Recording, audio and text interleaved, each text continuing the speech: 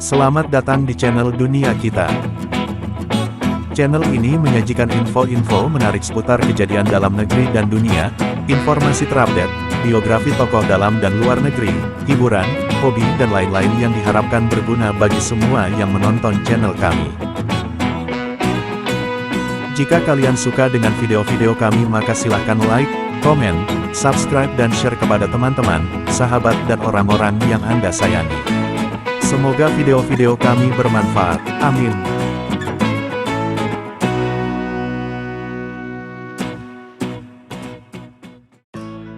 Di video kali ini kami akan menyajikan info tentang 3 tokoh besar dari Indonesia yang berpengaruh terhadap dunia versi Dunia Kita.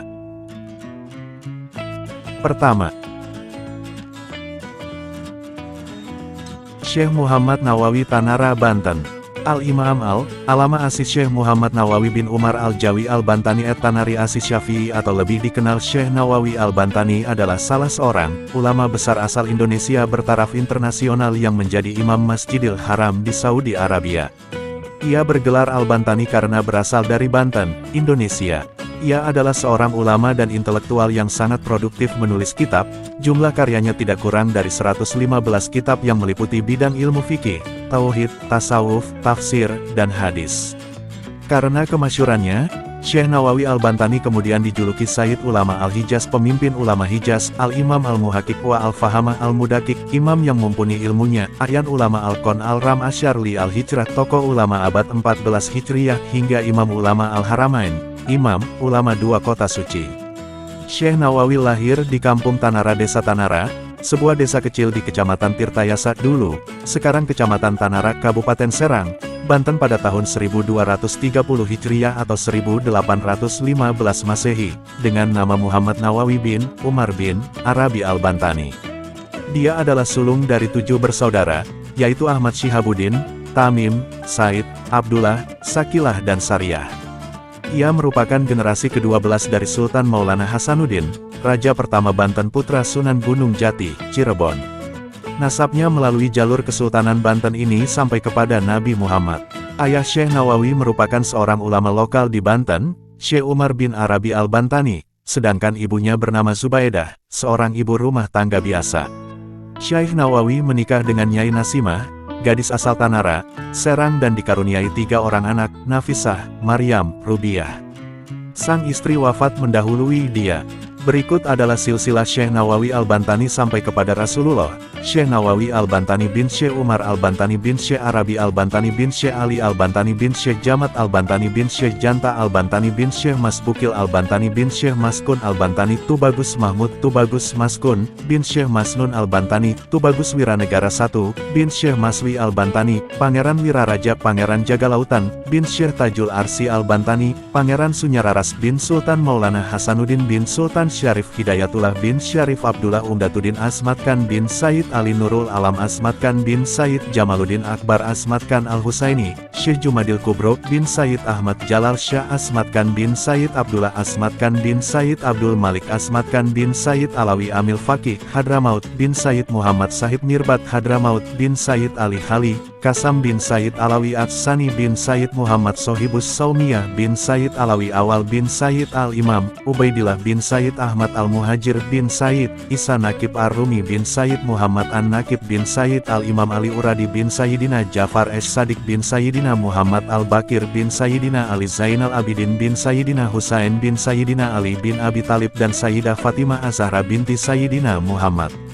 Sallallahu Alaihi Wasallam. Sejak berusia 5 tahun, Syekh Nawawi sudah mulai belajar ilmu agama Islam langsung dari ayahnya. Bersama saudara-saudara kandungnya, Syekh Nawawi mempelajari tentang pengetahuan dasar bahasa Arab, fikih, tauhid, Al-Quran dan tafsir. Pada usia 8 tahun bersama kedua adiknya, Tamim dan Ahmad, Syekh Nawawi berguru kepada K.H. Sahal, salah seorang ulama terkenal di Banten saat itu. Kemudian melanjutkan kegiatan menimba ilmu kepada Syekh Baing Yusuf Purwakarta.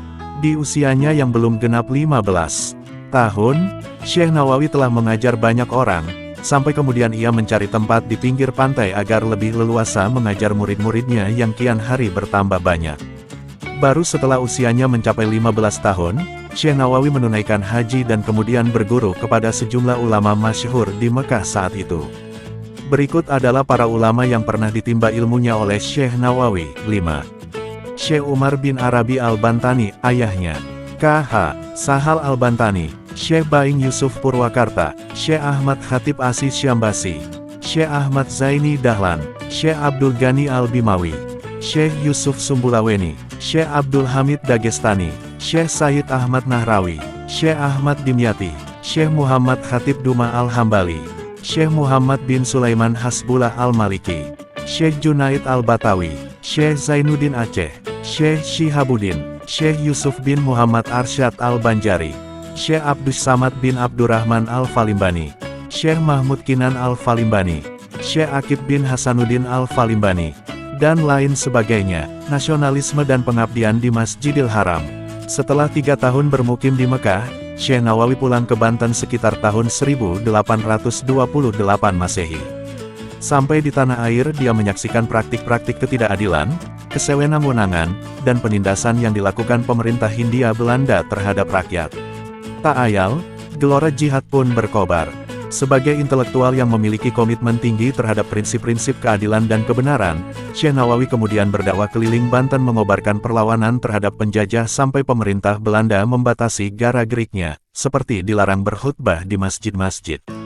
Bahkan belakangan dia dituduh sebagai pengikut Pangeran Diponegoro yang ketika itu sedang mengobarkan perlawanan terhadap penjajahan Belanda tahun 1825 sampai tahun 1830 Masehi, hingga akhirnya ia kembali ke Mekah setelah ada tekanan pengusiran dari Belanda, tepat ketika puncak terjadinya perlawanan Pangeran Diponegoro pada tahun 1830. Begitu sampai di Mekah dia segera kembali memperdalam ilmu agama kepada guru-gurunya. Syekh Nawawi mulai masyhur ketika menetap di Syib, Ali, Mekah. Dia mengajar di halaman rumahnya. Mula-mula muridnya cuma puluhan, tetapi semakin lama jumlahnya kian banyak. Mereka datang dari berbagai penjuru dunia. Hingga jadilah Syekh Nawawi Al-Bantani sebagai ulama yang dikenal piawai dalam ilmu agama, terutama tentang tauhid, fikih, tafsir, dan tasawuf. Nama Syekh Nawawi Al-Bantani semakin masyhur ketika dia ditunjuk sebagai Imam Masjidil Haram, menggantikan Syekh Ahmad Khatib Al-Syambasi atau Syekh Ahmad Khatib Al-Minangkabawi. Tidak hanya di kota Mekah dan Madinah saja dia dikenal, bahkan di negeri Suriah, Mesir, Turki, hingga Hindustan namanya begitu masyhur. Syekh Nawawi memegang peran sentral di tengah ulama Al-Jawi. Dia menginspirasi komunitas Al-Jawi untuk lebih terlibat dalam studi Islam secara serius, tetapi juga berperan dalam mendidik sejumlah ulama pesantren terkemuka. Bagi Syekh Nawawi, masyarakat Islam di Indonesia harus dibebaskan dari belenggu kolonialisme. Dengan mencapai kemerdekaan, ajaran-ajaran Islam akan dengan mudah dilaksanakan di Nusantara. Pemikiran ini mendorong Syekh Nawawi untuk selalu mengikuti perkembangan dan perjuangan di tanah air dari para murid yang berasal dari Indonesia serta menyumbangkan pemikirannya untuk kemajuan masyarakat Indonesia.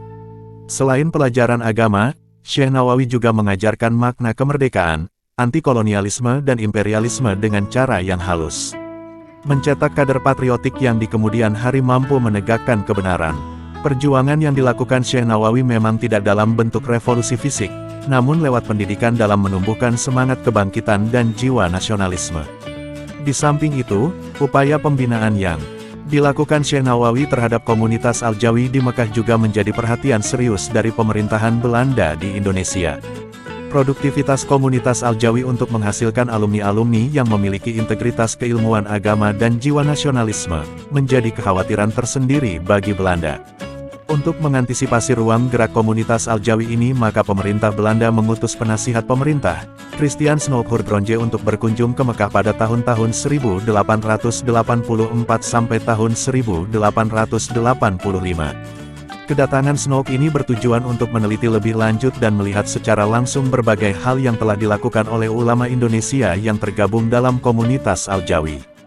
Meskipun saat itu Kerajaan Arab Saudi melarang ziarah kubur dengan alasan bidah, namun Syekh Nawawi tidak menentang praktik ini. Pendapat ini dilandasi temuan Syekh Nawawi tentang ketentuan hukumnya dalam ajaran Islam. Syekh Nawawi bahkan menganjurkan umat Islam untuk menghormati makam-makam orang yang berjasa dalam sejarah Islam, termasuk makam Nabi dan para sahabat. Menurut Syekh Nawawi, Mengunjungi makam Nabi adalah praktik ibadah yang identik dengan bertemu muka, tawajuh dengan Nabi dan mengingatkan kebesaran perjuangan dan prestasi yang patut untuk diteladani. Di antara murid-murid Syekh Nawawi yang menjadi ulama berpengaruh antara lain Syekh Muhammad Mahfuz Tarmasi, Syekh Khalil Al-Bangkalani, Madura, Syekh Tubagus Ahmad Bakri As-Sampuri, Syekh Tubagus Muhammad Asnawi Al-Bantani, Caringin, Labuan, Pandeglang.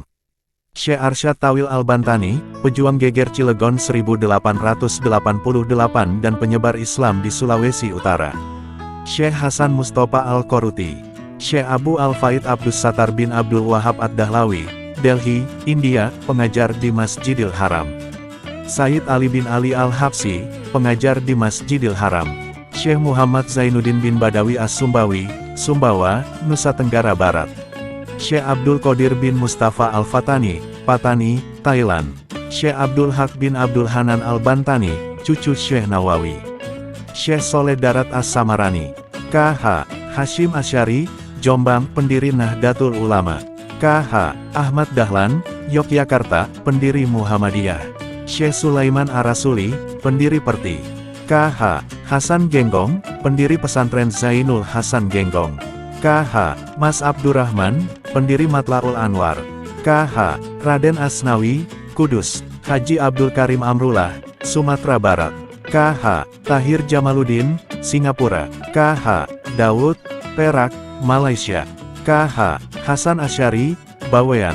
K.H. Najihun, Mauk, Tangerang. K.H. Abdul Ghaffar, Tirtayasa, Serang. K.H. Ilyas, Kragilan, Serang. K.H. Wasyid, pejuang geger Cilegon 1888. K.H. Tubagus Ismail, pejuang geger Cilegon 1888. K.H. Arsyad Qosir Al-Bantani, pejuang geger Cilegon 1888. K.H. Abdurrahman, pejuang geger Cilegon 1888. K.H. Haris, pejuang geger Cilegon 1888. K.H. Akib, pejuang geger Cilegon 1888. Dan lain sebagainya. K.H. Hashim Asy'ari saat mengajar santri-santrinya di pondok pesantren Tebuireng sering menangis jika membaca kitab fikih Fath Al-Qorib yang dikarang oleh Syekh Nawawi. Kenangan terhadap sang gurunya itu amat mendalam di hatinya hingga haru tak kuasa ditahannya setiap kali baris Fath Al-Qorib ia ajarkan kepada para santrinya. Di antara gelar kehormatan yang disematkan kepada Syekh Nawawi Al-Bantani adalah sebagai berikut. Al-Sayyid Al, Ulama Al-Hijaz, tokoh ulama Hijaz, atau Sayyidul Hijaz, penjaga Hijaz. Nawawi Etsani, Nawawi kedua. Orang pertama yang memberi gelar ini pada Syekh Nawawi adalah Wan Ahmad bin Muhammad Zain Al-Fatani 7. Al-Imam wa Al-Faham Al-Mudakik, tokoh dan pakar dengan pemahaman yang sangat mendalam. Aryan, ulama Al-Qon Ar-Ram, Asy'arli Al-Hijrah, tokoh ulama abad 14 Hijriah. Imam, ulama Al-Haramain, imam ulama dua kota suci. Doktor ketuhanan, orang pertama yang memberikan gelar ini pada Syekh Nawawi adalah Christiaan Snook Hurgronje. Asis Syekh Al-Faqih, disematkan oleh kalangan pesantren. Bapak Kitab Kuning Indonesia, disematkan oleh para ulama Indonesia. Bidang ilmu akidah misalnya adalah Tijan Ad-Darari, Nur Al-Dalam, Fath Al-Majid. Sementara dalam bidang ilmu hadits misalnya Tanqi Al-Qaul. Karya-karya dia di bidang ilmu fikih yakni Sulam Al-Munajah, Nihaya Al-Zain, Kashifa Al-Saja, dan yang sangat terkenal di kalangan para santri pesantren di Jawa yaitu Syarah Uqud Al-Lujain fi Bayan Huquq Al-Zawjain. Adapun Kamyu Al-Tuqyan, Nasai Al-Ibad dan Minhaj Al-Ragibi merupakan karya tasawuf. Sebagian dari karya-karya Syekh Nawawi yang sudah diterjemahkan ke dalam berbahasa Indonesia diantaranya adalah sebagai berikut. Fathul Majid, Panduan Permunian Tauhid, diterbitkan oleh PT Manawe Hijrah Pustaka. Hilyatus Sibyan, Ilmu Tajwid Lanjutan, diterbitkan oleh PT Manawe Hijrah Pustaka. Tanqihul Qaul, Panduan Evaluasi Diri Meraih Keutamaan Hidup, diterbitkan oleh PT Manawe Hijrah Pustaka. Sulamul Munajat, Kunci Keselamatan Dunia Akhirat, diterbitkan oleh PT Manawe Hijrah Pustaka. Marokil Ubudiyah, Jalan Menggapai Kedekatan Ilahi, diterbitkan oleh PT Manawe Hijrah Pustaka. Karomah Syekh Nawawi, telunjuk bersinar dan dapat menjadi lampu penerang. Pada suatu waktu di sebuah perjalanan dalam syukjuf rumah-rumahan di punggung unta, Syekh Nawawi pernah mengarang kitab dengan menggunakan telunjuknya sebagai lampu. Hal tersebut terjadi karena tidak ada cahaya dalam syukjuf yang ia tumpangi, sementara aspirasi untuk menulis kitab tengah kencang mengisi kepalanya. Syekh Nawawi kemudian berdoa kepada Allah agar telunjuk kirinya dapat menjadi lampu, menerangi jari kanan yang akan digunakannya untuk menulis. Kitab yang kemudian lahir dengan nama Maraki al-Ubudiyah Syarah Matan Bidayah Al-Hidayah itu harus dibayarnya dengan cacat pada jari telunjuk kiri, karena cahaya yang diberikan Allah pada telunjuk kirinya itu membawa bekas yang tidak hilang. Melihat Ka'bah dari tempat lain yang jauh. Karamah lain Syekh Nawawi juga diperlihatkannya di saat ia mengunjungi Masjid Pekojan, Jakarta. Masjid yang dibangun oleh Sayyid Utsman bin Agil bin Yahya al-Alawi, mufti Betawi keturunan Rasulullah itu ternyata memiliki kiblat yang salah. Padahal yang menentukan kiblat bagi masjid itu adalah Sayyid Utsman sendiri. Tak ayal, saat Syekh Nawawi yang dianggapnya hanya seorang anak remaja tak dikenal menyalahkan penentuan kiblat, Sayyid Utsman sangat terkejut. Diskusi pun terjadi antara keduanya. Sayyid Utsman tetap berpendirian bahwa kiblat Masjid Pekojan tersebut sudah benar, sementara Syekh Nawawi remaja berpendapat arah kiblat haruslah dibetulkan. Saat kesepakatan tidak bisa diraih karena masing-masing mempertahankan pendapatnya dengan keras, Syekh Nawawi remaja menarik lengan baju Sayyid Utsman dan dirapatkan tubuhnya agar bisa saling mendekat, kemudian berkata, "Lihatlah Sayyid, itulah Ka'bah tempat kiblat kita. Lihat dan perhatikanlah. Tidakkah Ka'bah itu terlihat amat jelas? Sementara kiblat masjid ini agak ke kiri, maka perlulah kiblatnya digeser ke kanan agar tepat menghadap ke arah Ka'bah." Sayyid Utsman termangu. Ka'bah yang ia lihat dengan mengikuti telunjuk Syekh Nawawi remaja memang terlihat jelas. Sayyid Utsman merasa takjub dan menyadari bahwa remaja yang bertubuh kecil di hadapannya itu telah dikaruniai kemuliaan, yakni terbukanya nur basyariah. Yang dengan karamah itu, dimanapun dia berada Ka'bah akan tetap terlihat. Dengan penuh hormat Sayyid Utsman langsung memeluk tubuh kecil Syekh Nawawi. Sampai saat ini di Masjid Pekojan akan terlihat kiblat digeser dan tidak sesuai aslinya. Jasad yang tetap utuh, telah menjadi kebijakan pemerintah Arab Saudi bahwa orang yang telah dikubur selama setahun kuburannya harus digali. Tulang belulang si mayat kemudian diambil dan disatukan dengan tulang belulang mayat lainnya. Selanjutnya semua tulang itu dikuburkan di tempat lain di luar kota dan lubang kubur yang dibongkar dibiarkan tetap terbuka hingga datang jenazah berikutnya terus silih berganti. Kebijakan tersebut dijalankan tanpa pandang bulu hingga menimpa pula pada makam Syekh Nawawi. Setelah kuburnya genap berusia 1 tahun, datanglah petugas dari pemerintah kota untuk menggali kuburnya. Tetapi yang terjadi adalah hal yang tak lazim. Para petugas kuburan itu tak menemukan tulang belulang seperti biasanya, yang mereka temukan adalah satu jasad yang masih utuh. Tidak kurang satu apapun, tidak lecet dan tidak ada tanda-tanda pembusukan seperti lazimnya jenazah yang telah lama dikubur. Bahkan kain kafan penutup jasad Syekh Nawawi tidak sobek dan tidak lapuk sedikitpun. Terang saja kejadian tersebut mengejutkan para petugas. Mereka lari berhamburan mendatangi atasannya dan menceritakan apa yang telah terjadi. Setelah diteliti, sang atasan kemudian menyadari bahwa makam yang digali itu bukan makam orang sembarangan. Langkah strategis lalu diambil, yaitu larangan dari pemerintah untuk membongkar makam Syekh Nawawi. Jasadnya lalu dikuburkan kembali seperti sedia kala, dan hingga sekarang makam Syekh Nawawi tetap berada di Mala, Mekah. Salat di dalam mulut ular besar. Suatu hari ketika dalam perjalanan, Syekh Nawawi istirahat di sebuah tempat untuk azan kemudian salat. Setelah ia azan ternyata tidak ada orang yang datang, akhirnya ia komat lalu salat sendirian. Usai salat Syekh Nawawi kembali melanjutkan perjalanan, tapi ketika menengok ke belakang, ternyata ada seekor ular raksasa dan mulutnya sedang menganga. Akhirnya ia tersadar bahwa ternyata ia salat di dalam mulut ular yang sangat besar itu. Menghasilkan karya-karya yang fenomenal. Karamah Syekh Nawawi yang paling tinggi dapat dirasakan ketika membuka lembar demi lembar tafsir Munir yang ia karang. Kitab tafsir fenomenal tersebut menerangi jalan siapa saja yang ingin memahami firman Allah. Begitu juga dari kalimat-kalimat lugas kitab fikih, Kasyifah al-Saja yang menerangkan syariat.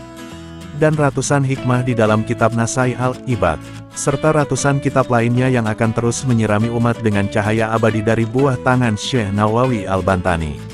Nasoihul Ibad, pesan-pesan pencerahan jiwa, diterbitkan oleh PT Manawe Hijrah Pustaka, Komiut Tugian 77 Bukti Keimanan dalam Kehidupan, diterbitkan oleh PT Manawe Hijrah Pustaka. Syekh Nawawi wafat di Mekah pada tanggal 25 Syawal 1314 Hijriah atau 1897 Masehi. Makamnya terletak di Janatul Mu'alla, Mekah. Makam dia bersebelahan dengan makam anak perempuan dari Sayyidina Abu Bakar As-Siddiq, Asma binti Abu Bakar Al-Siddiq. Meski wafat di Jazirah Arab, namun hingga kini setiap tahunnya selalu diadakan hail atau peringatan wafatnya Syekh Nawawi Al-Bantani di tanah air, tepatnya di Pondok Pesantren An-Nawawi Tanara di Tanara, Serang, Asuhan KH. Ma'ruf Amin. Hail Syekh Nawawi selalu ramai dihadiri para santri Nusantara, bahkan mancanegara. Wallahu alam. Terima kasih telah menonton channel kami. Jangan lupa like, komen, subscribe, dan share apabila channel ini bermanfaat untuk Anda.